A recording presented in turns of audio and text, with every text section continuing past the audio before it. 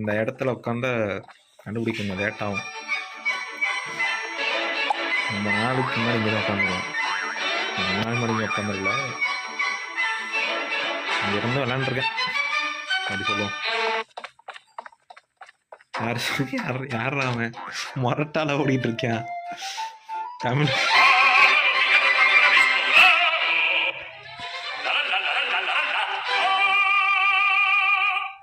கையில் ஒரு 60 ரூபா கொடுத்துட்டா சூப்பராக இருக்கும். வெறித்தனமும் ஓடிட்டு இருப்பார் தலைவர். மக்களே ஒரு லைக்கை போட்டு விடுங்க. தமிழன் ப்ரோ ஃபாஸ்ட் எங்கள் டீம் ப்ரோ. ஆமாம் நம்ம டீமா? Okay right.